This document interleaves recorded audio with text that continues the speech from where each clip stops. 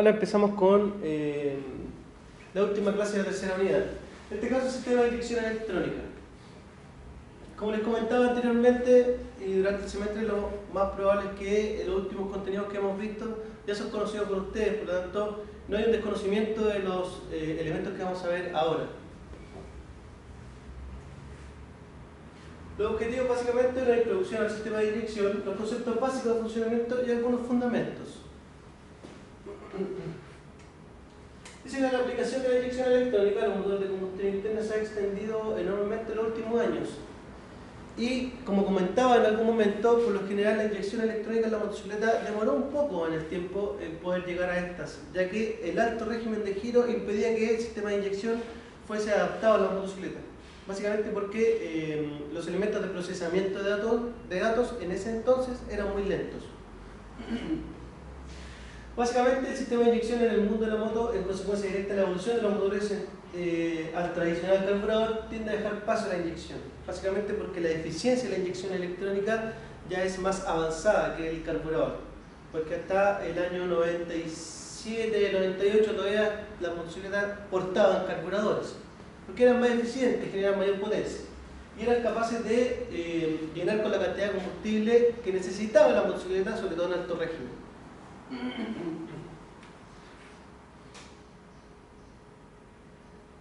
El sistema de inyección a la gasolina básicamente permite que el aire entre libremente al motor, nada más restringido por la mariposa aceleración.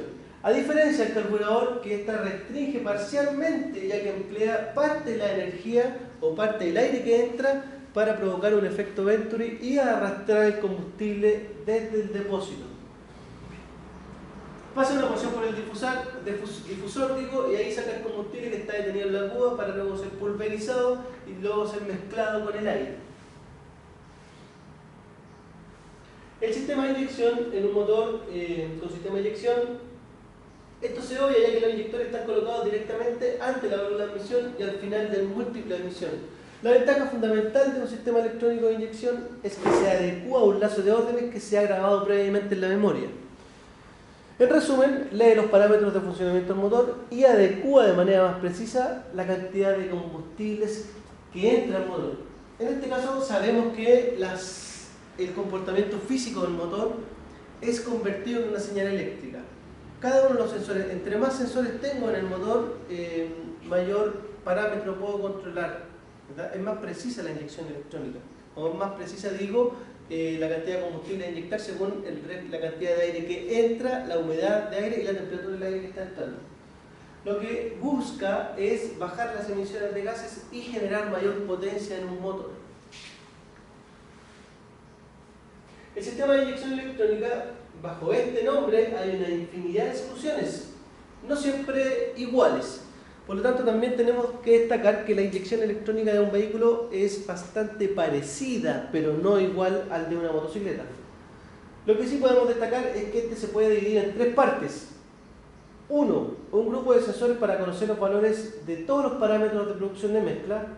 La unidad electrónica que decide finalmente la cantidad e incluso el punto óptimo para la inyección electrónica, o la inyección de gasolina, digo. Y tres, elementos que están directamente realizando el aporte de combustible. Consiste en que al realizar sus operaciones internas de modo más rápido pueden analizar nuevas circunstancias de funcionamiento del motor en periodos en milésimas de segundo, dando una mezcla más exacta en todo momento.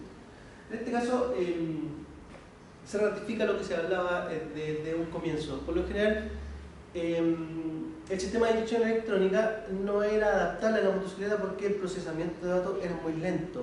Funcionaba muy bien entre ciertos regímenes de funcionamiento, pero cuando teníamos que llegar a las 14.000, 15.000, 19.000 o 20.000 vueltas, el sistema de inyección no era capaz de procesar los datos en la velocidad adecuada. Por lo tanto, no era factible en años atrás poder instalar, ¿no es cierto?, un sistema de inyección electrónica en un motor de motocicleta.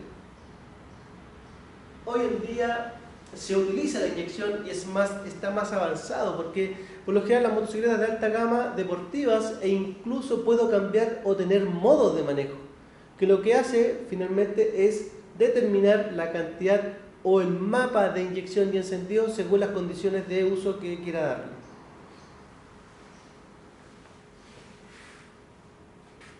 Los componentes de sistemas ya conocidos por ustedes. Tenemos algunos componentes. Muestro un sistema de inyección bastante antiguo de un vehículo, donde tenemos sensor lambda, sensor de temperatura del refrigerante, CKP o sensor de velocidad de giro cigüeñal, tenemos una válvula IAC, tenemos la DPS, tenemos el inyector, tenemos el sistema de encendido y la centralita y caudalímetro. ¿Ya? El funcionamiento del sistema básicamente se presentan todos los elementos de un sistema de inyección de la marca Bosch, el sistema L-Jetronic. Principalmente puedo destacar que cada uno de los sensores del sistema de inyección de motocicleta, por lo general y la gran mayoría, crean su propia señal. O sea, no necesito alimentación de 12 volts.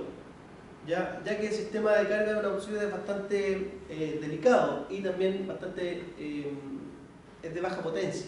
Por lo tanto, casi la mayoría de los sensores crea su propia señal, ya para no aumentar la carga eléctrica en la motocicleta, ya que el sistema de inyección tiene que ser preciso en cuanto a las señales de entrada a la EQ y señales de salida a los actuadores. Por lo tanto, hablando en electrónica, tiene que ser bastante estable la electricidad o la carga eléctrica que se está utilizando en un sistema electrónico, ya que cualquier variación de esto podría influir directamente en el tipo de señal que está entregando a la EQ y con ello tener una mala eficiencia en la alimentación de combustible.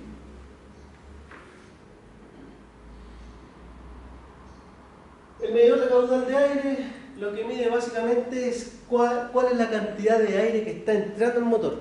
Entonces, como nosotros conocemos que tenemos una relación de mezcla aire-combustible en la razón de 14,7 a 1, lo que está midiendo básicamente es la cantidad de aire que entra al motor para determinar siempre la cantidad exacta de combustible a inyectar, buscando siempre una mezcla estequiométrica de 14,7 a 1.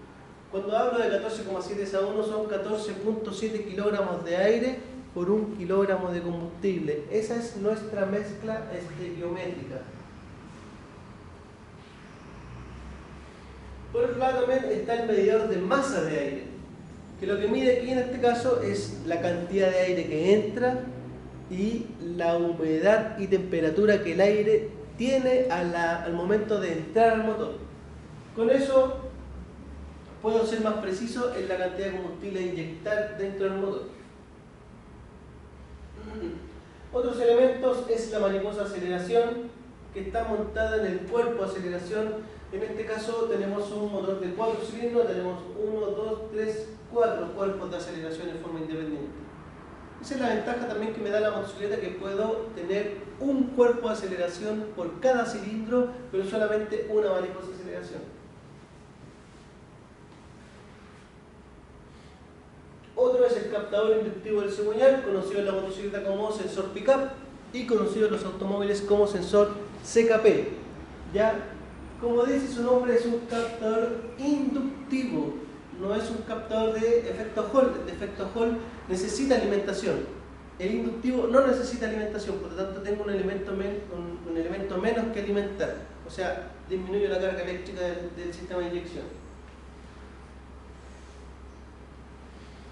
Otro elemento del sistema es el sensor de temperatura del refrigerante, que básicamente también va a depender de la cantidad de combustible según la temperatura del motor. Entonces, como ya sabemos, lo que mide el sistema de inyección o cada uno de sus sensores mide el comportamiento físico del motor, convirtiéndolo en señales eléctricas y las envía a la EQ, y la EQ lo que hace es procesar esta información y adecua de mejor manera la cantidad de combustible exacta en diferentes regímenes de funcionamiento del motor.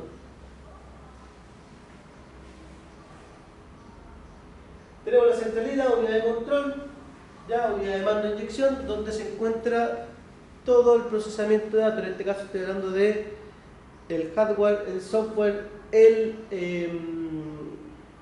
tiempo, la programación de la inyección electrónica y la programación también del encendido.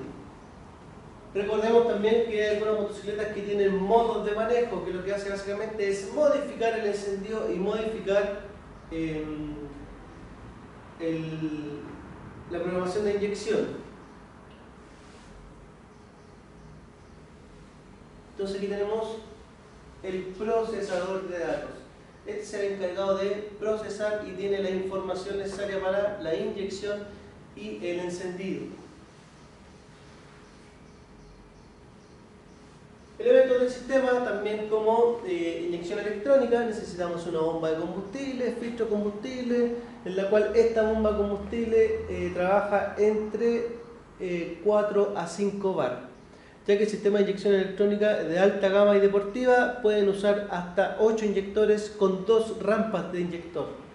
Una rampa que trabaja en todo el rango de trabajo de un motor y la otra rampa de inyección empieza a trabajar desde las 10.000 RPM en adelante.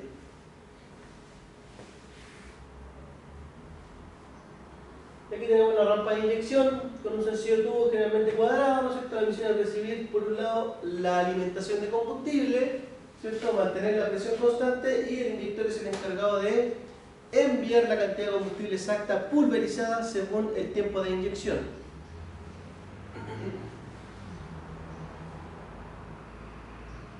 Entonces la idea del inyector es que salga pulverizado el combustible y pueda lograrse una buena mezcla aire-combustible. También tenemos la entrada, que finalmente hay un efecto Venturi donde aumenta la turbulencia de entrada del aire y finalmente se puede lograr una mezcla homogénea dentro de la cámara de combustión.